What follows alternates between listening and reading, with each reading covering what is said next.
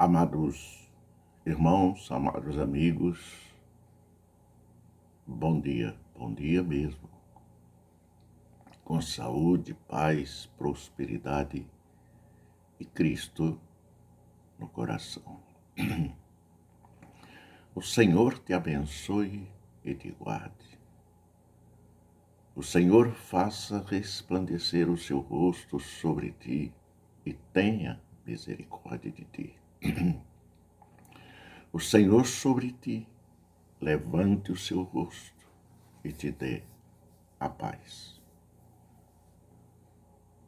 Oramos, agradecendo a Deus por mais um dia de vida. Soberano Deus de misericórdia, nós te agradecemos por mais um dia de existência que tu nos dás. Continua conosco, operando em nossas vidas, nos despertando, Senhor, nos livrando do mal, nos tirando dos caminhos tortuosos desta vida. Ilumina, Senhor, e dai-nos, Senhor, a continuidade do Teu Santo Espírito em nossos corações, nos dirigindo, nos orientando, nos fazendo cada vez mais conscientes daquilo que somos, em nome do Teu Filho Jesus. Amém. Amados irmãos, amados amigos, hoje nós iremos estudar um Salmo 1. Esse Salmo é muito importante que nós conheçamos, porque ele está organizado em duas grandes partes, né? A primeira diz que, e indica que, por observação, todas as pessoas estão separadas eticamente. E realmente não é isso. Eticamente, nós estamos totalmente separados. A etnia na África existe uma, e até outras várias, né, no Brasil. Portanto, nós temos que fazer um pequeno estudo, né, deste salmo. É um salmo de sabedoria que serve de introdução à coletânea de saltérios, de cânticos, de louvores. O estudo bíblico do Salmo 1 revela um contraste entre a atitude do justo e do ímpio para com a lei de Deus. O justo ama e medita constantemente na lei do Senhor, enquanto o ímpio odeia. E nós vimos isto, não é? Existe um partido aí político que odeia o cristianismo. Odeia mesmo. Você note que governar o país quase 15 anos, 16 anos, e as leis que foram postas, foram impressas, foram sancionadas, um grande número contra a família, que é a primeira entidade de Deus. E hoje os filhos estão agindo por conta própria.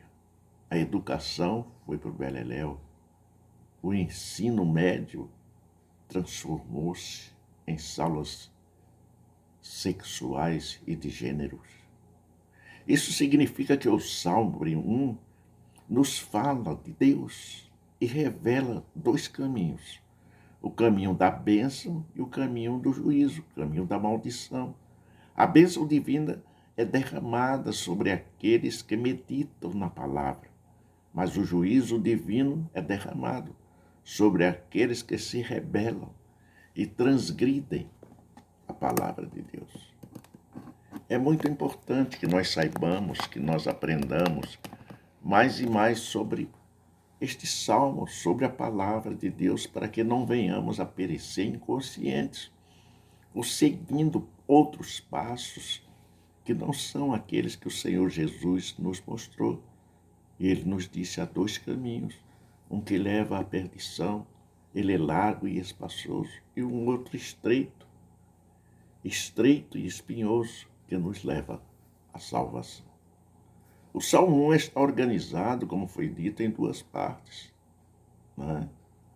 A parte que indica a observação de todas as pessoas que estão separadas eticamente, E o Salmo 1, de 1 a 4, ele diz: já a segunda parte indica que, por consequência, todas as pessoas estão separadas judicialmente. É importante nós conhecermos isso. E é uma verdade. Então, um esboço do Salmo 1 pode ser sugerido, não é? E seguido e estudado da seguinte maneira: um retrato do justo e seu compromisso com a lei de Deus, está no Salmo de 1 a 3. Um retrato do ímpio e sua reprovação diante da lei de Deus, está no Salmo 1, 4 e 5. A confirmação do reino e a ruína do ímpio, está no Salmo 1, 6. Não é possível afirmar quem escreveu este salmo. Também não se sabe exatamente quando este salmo foi escrito. Não se sabe quem escreveu. E não se sabe quando realmente ele foi escrito. O retrato do justo começa no 1:1. O salmista começa dizendo que o homem justo é bem-aventurado. Nesse contexto, ele usa a expressão e ainda mais enfática, né? Enfática, do que a ideia de fidelidade ou felicidade. Na Bíblia, uma pessoa bem-aventurada é aquela que desfruta do favor e da graça especiais de Deus. O homem justo, este é definido recebedor das graças e das bênçãos de Deus. O salmista diz que a pessoa reta não anda no conselho dos ímpios, não se assenta nos meios dos escarnecedores. Os ímpios são aqueles que deliberadamente são perversos, são maus, são desonestos, são corruptos, são ladrões, são bandidos. São todos aquele que aquele lugar, aquele caminho largo e espaçoso está oferecendo. Essas pessoas estão ativamente envolvidas com o mal. Nós também. O justo não anda segundo o conselho dessas pessoas, porque ele é guiado pela palavra de Deus. O Espírito Santo que habita em nós nos ilumina e nos tira deste caminho de trevas. Os pecadores são frequentemente, continuamente, quebram a lei de Deus e não se importam nem um pouco com isso. E por último, o salmista diz que a pessoa reta não se assenta na roda dos escarnecedores. Os escarnecedores são aqueles que desmancham, ridicularizam as coisas de Deus. Para eles, desobedecer ao Senhor é como entretenimento, como brincadeira. O ímpio respeita a palavra, honra a palavra. É interessante notar a forma progressiva com que o salmista aplicou os verbos no Salmo 1. Ele diz que o homem justo não anda. Se eu conheço que o cara é ladrão, eu não vou andar com ele. Vou contar um acontecimento real comigo. Eu abri, após me aposentar, uma oficina de refrigeração, consertos de geladeiras e freezer. E me apareceu um rapaz que morava numa rua à frente da oficina que eu abri. Eu precisava de um ajudante e contratei com ele. E um dia um senhor de uma padaria me chamou para consertar o freezer. E eu convidei-o para ir comigo, ajudando a levar o material.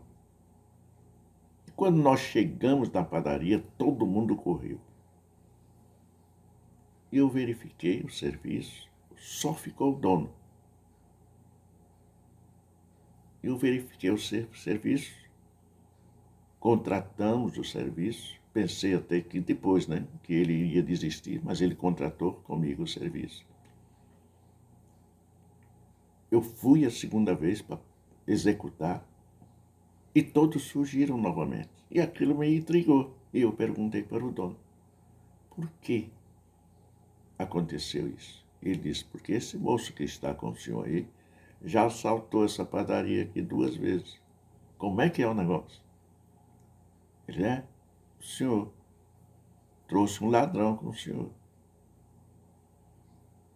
E daquele momento em diante eu fiquei pasmo, né? Fiquei assustado. Fiquei assustado, fiz o serviço, recebi, não é?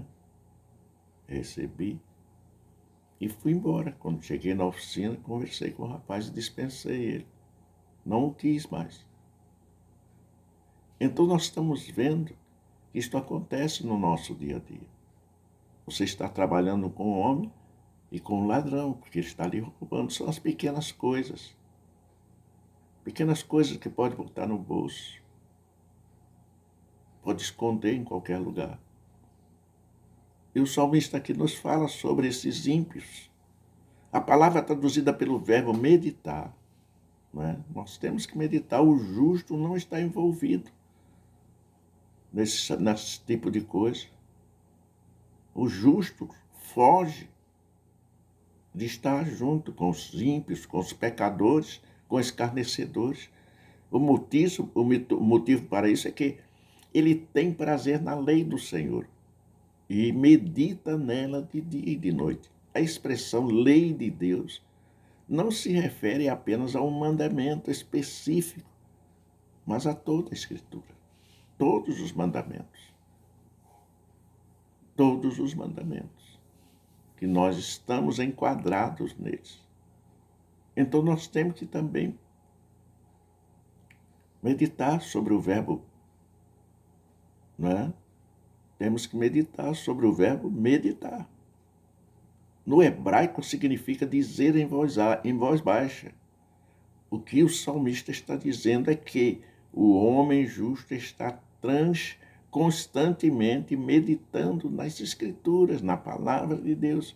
Isto é, pensando e recitando para si mesmo a palavra de Deus. Não é? Um grande estudioso, W.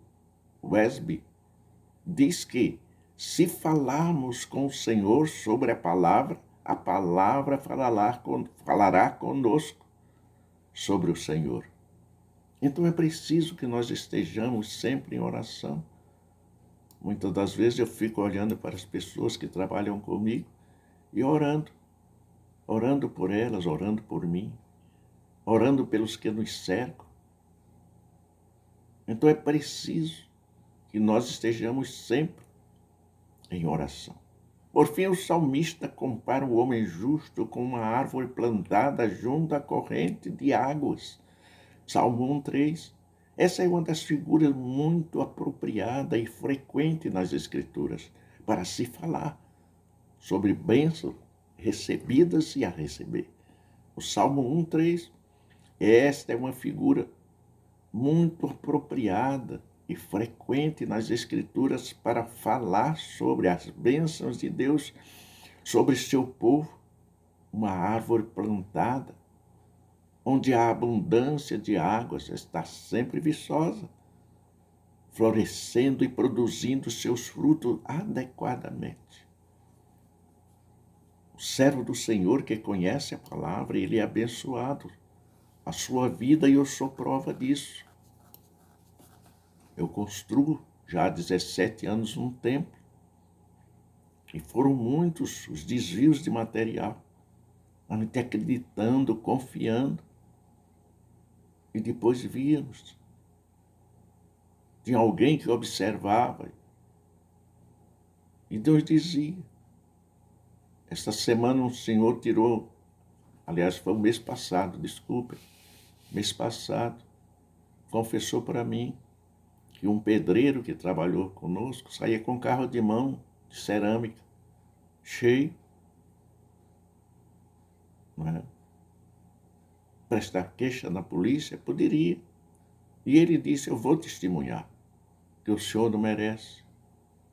Mas se eu prestar queixa, ele vai ser preso, mas devolve o material?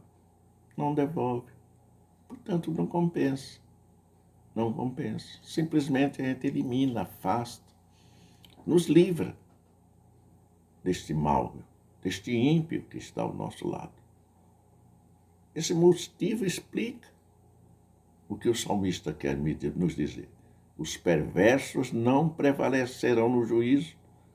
Isso significa que os ímpios jamais serão aprovados no julgamento de Deus, ainda que muitas vezes eles se infiltrem no meio do justo.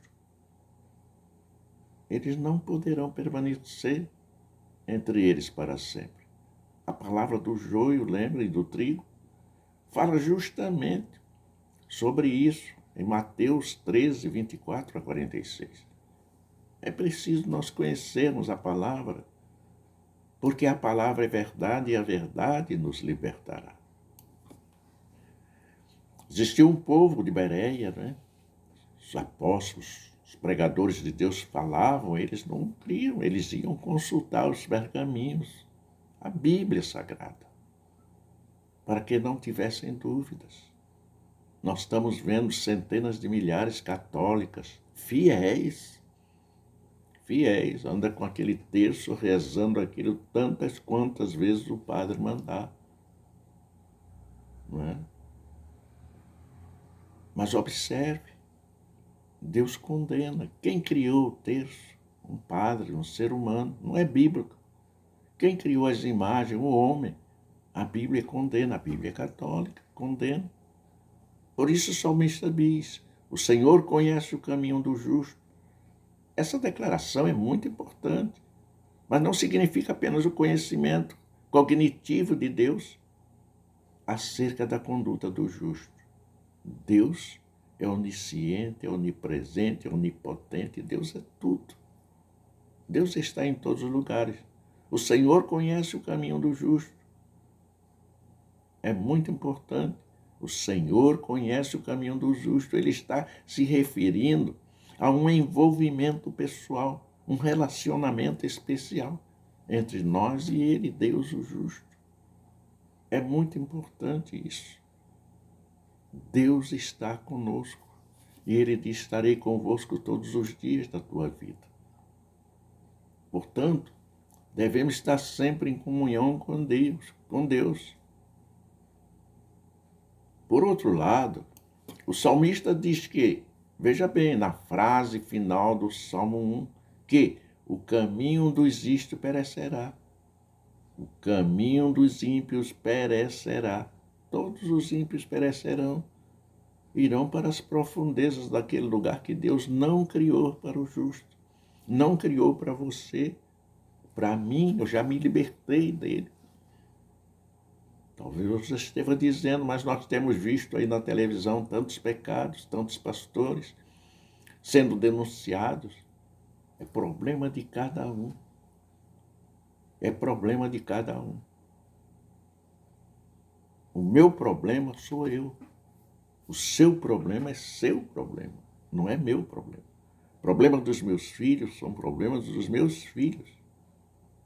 Por outro lado, meu irmão, nós temos que ir à frase final. O caminho dos ímpios perecerão e os justos herdarão o reino de Deus. O salmista Asaf foi outro que conduziu um salmo, não é? Salmo 73, que havia tido certa dificuldade em entender essas condições. No entanto, assim como no Salmo 1, todos esses salmos, prestem bem atenção, revelam o caráter temporário da falsa e superficial alegria dos ímpios.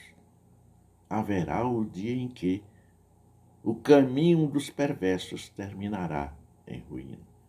Eu lembro-me, nós fomos uma vez fazer uma vistoria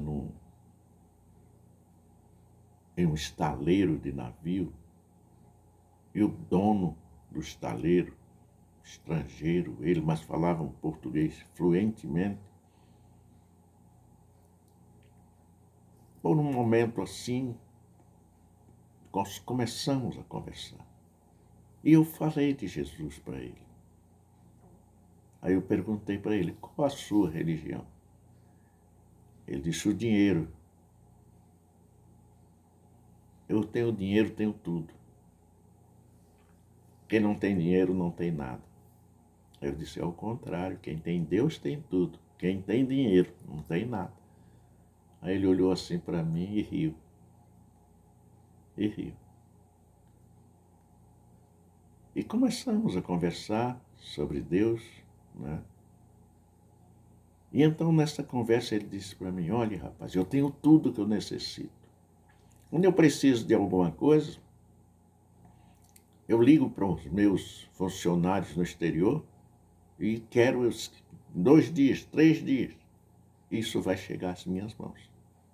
Mas eu não tenho paz. Eu não sou feliz. Eu tenho muitas preocupações. Muitas da noite eu passo sem dormir, preocupado. Isso por causa do dinheiro. Encontre a paz em Jesus Cristo. O Senhor nos dá a paz. O Senhor nos guarda. O Senhor nos livra de todo mal. Então vou ler aqui o Salmo, que havia tido certa dificuldade em entender essa condição. No entanto, assim como no Salmo 1, todos esses salmos, no final, revelam o caráter temporário dos falsos, felizes ímpios. Muitas das vezes o homem tem um pão seco para comer, mas é feliz em casa. E tem outros que estão abastardos, a mesa farta de tudo que você pode imaginar de melhor, mas não tem felicidade, não tem paz. Podemos citar aqui 3 aplicações principais para que aprendamos, para que esta lição deste salmo seja útil para nós. O Salmo 1 nos ensina que o justo é bem-aventurado. Essa bem-aventurança, porém, não é fruto da nossa própria capacidade ou habilidade. Essa bem-aventurança é decorrente do nosso relacionamento com Deus. É Deus dirigindo a nossa vida pela palavra da verdade. O Salmo 1 ainda nos ensina que a condição do ímpio é ilusória. Não é? Aquele mesmo Senhor que eu falei antes, W. Wesley, diz que, do ponto de vista do mundo, os ímpios até parecem ricos e fortes, mas no ponto de vista de Deus, são desprezíveis, frágeis e destinados ao julgamento, onde não haverá salvação. Já está dizendo julgamento, condenação ou perdão, mas não salvação. A salvação é em vida. Enquanto nós temos nosso raciocínio, nós temos ainda vida, nós aceitando Jesus Cristo, nós somos resgatados, lavados pelo sangue de Jesus. Depois nós poderemos ser perdoados, porque há um julgamento, e no julgamento há perdão ou condenação. Mas a graça, pela graça sois salvos mediante a fé, e isso não vem de vós, é dom de Deus. E só através de Jesus Cristo, não há Maria, não há José, não há João, não há Joaquim, não há Felipe, não há ninguém neste mundo, não há um outro nome entre o céu e a terra que tenha poder para salvar. Só Jesus Cristo. O Salmo 1 nos ensina que o justo sempre está amparado por Deus. O justo está sempre com Deus. Ele diz: estarei convosco todos os dias da tua vida. Enquanto nós estivermos vivos, qualquer um morrermos, nós vamos para lá, para o paraíso, ficar com Ele. Ele é dirigido pela palavra da verdade. Portanto, meu irmão, precisamos conhecer a verdade para que a verdade nos liberte. No outro curso da vida, não foge do controle de Deus. O Senhor conhece intimamente o seu caminho e não permite que ele termine em ruína, como o caminho dos perversos. Você está vendo aí pai morre, deixa uma fortuna, os filhos se matam pela fortuna. Outros até matam os pais antes do tempo. Tivemos caso, né? Aquela mocinha, ela e o namorado. Tivemos o caso de um pastor também, onde ele tirou um garoto da sarjeta, mandou para o exterior, educou no exterior, um filho adotivo, e depois ele matou o pai e a mãe para ficar com a fortuna. Serão julgados e a condenação é praticamente certa, porque a graça cessa com a nossa morte. A graça cessará quando o Senhor vier buscar a sua igreja. Então nós iremos entrar na grande tribulação. Portanto, prepara-te para te encontrares com teu Deus. Pensa, medita, lê o Salmo. Procura ler a palavra para que o Espírito Santo opere em ti e renove a tua vida, transforme a tua vida de um morto vivo para um vivo eternamente. Até outra vez nos encontrarmos.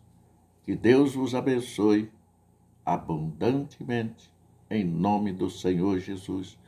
E os santos dizem amém. Em nome de Jesus. Amém.